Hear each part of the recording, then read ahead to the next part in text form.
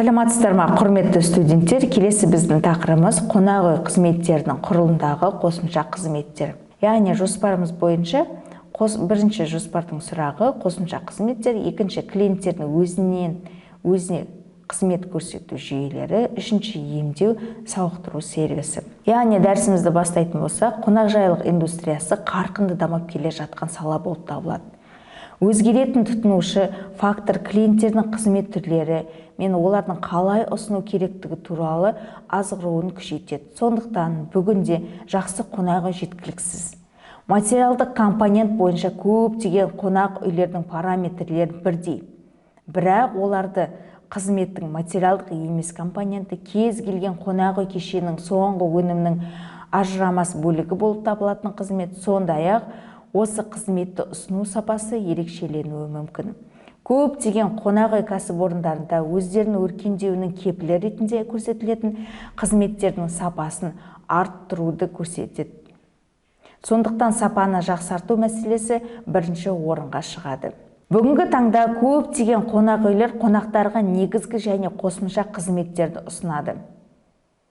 Бірінші, қонақтарды тәулік бойы қабылдау және орналастыру, нөмірлерге тәулік бойы қызмет көрсету, экспресс-почта қызметтері, авиабилеттерге тапсырыс беру, фиксималды байланыс, жеке сейф, электр құралдарын, яғни шәйнек, фен, үтік және тағы басқаны ұсыну, тамақтану қызметтері, авиабилеттерге тапсырыс беру.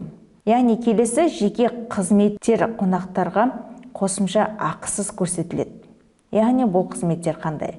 Бұлар жедел жәрдем шақыру, медициналық қобдишаны пайдалану, хат хабар номерін жеткізу, белгілі бір уақытта ынталандыру, фурнитураны, ыдыс-аяқ пен асханалар жиынтығын ұсыну аспаптары, номерлерге тәулік бойы қызмет көрсету. Яғни келесі қосымша қызметтерге нелер кіреді? Бұған тегін багаж науасы, сақтау камерасын пайдалану, күзет қызметі, валюта айырбастау, такси шақыру, ақылы күзетілетін автокөлік тұрағы, кір жуу және құрғақ тазалау, косметикалық салондар және шаштараздар.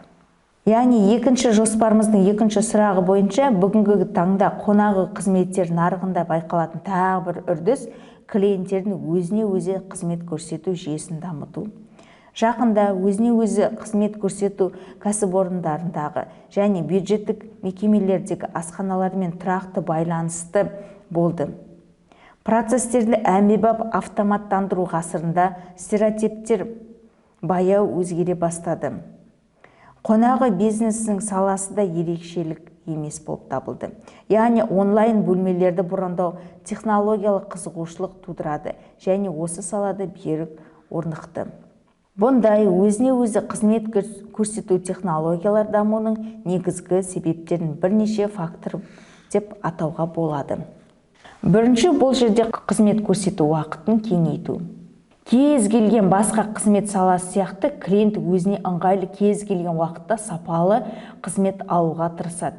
Көптеген бөлмелер мен қызметтер әдеттегі кесте бойынша, яғни сағат 9:00-ден кешкі 18:00-ге дейін жұмыс істейтінін ескере отырып, өзіне өзі қызмет көрсетудің технологиялық шешімі тәулігіне 24 сағат бойы қол жетімді болуы мүмкін.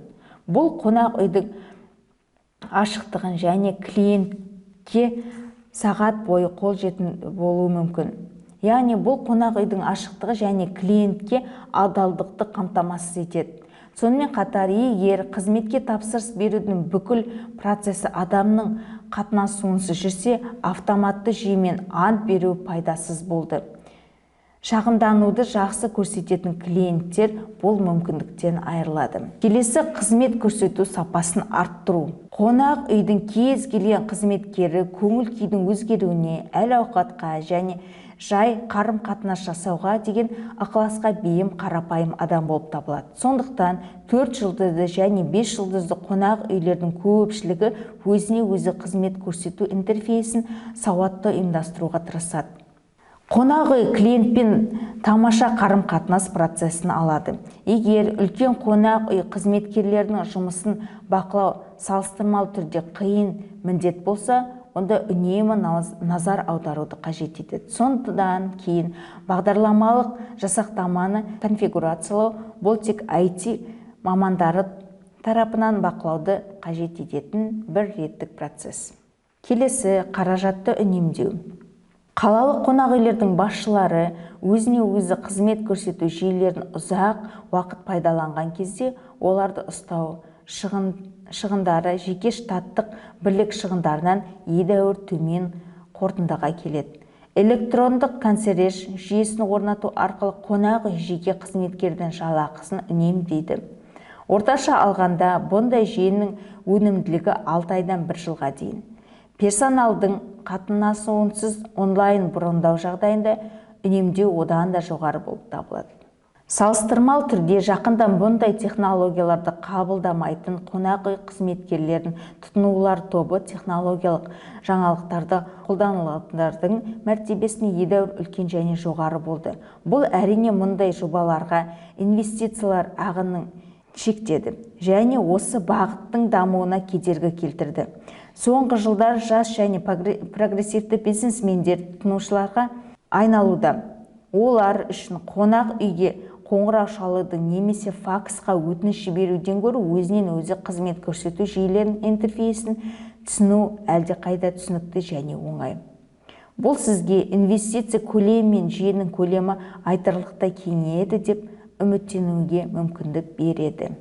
Қазіргі уақытта автоматтандырылған жүйелер арасында интерактивті теледидар жиі кездеседі. Ол қонаққа өз шоттарын, барлық төлемдер мен есептеулерді көруге, сондай-ақ интернетке шығуға мүмкіндік береді. Сонымен қатар, жоғарыда аталған онлайн брондаудың ең көп таралған әдістерінің бірі болып табылады.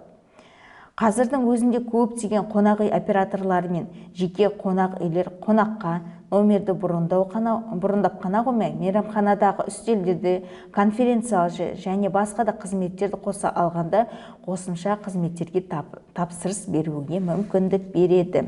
Бұндай технологияларды қолдану аясы алдағы уақытта тек кеңейе түседі. Негізгі мәселе техникалық мүмкіндіктерді қайдан табуға және қалай дамытуға болады.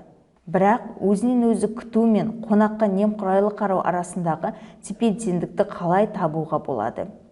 Өйткені процестің кез келген иесіздену қонаққа қарапайым адами қарым-қатынастан алыстатуы мүмкін.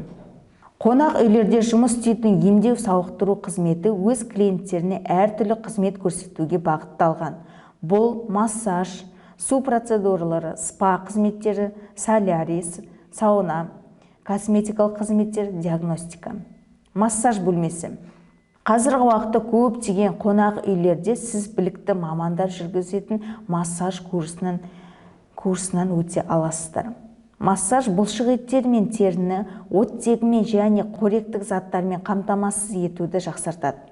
Оларды токсиндерден босатады. Тері астындағы майдың қанмен қамтамасыз етілуін қалпына келтіреді. Ісінуді кетіреді. Ұзақ уақытта созылатын әсерге қол жеткізу үшін аптасына 2-3 рет жүйелі түрде 8-12 процедурадан өтіну ұсынылады. Массаж салонына үнемі бару көңіл күйді көтереді және үйлесімділік сезімін береді.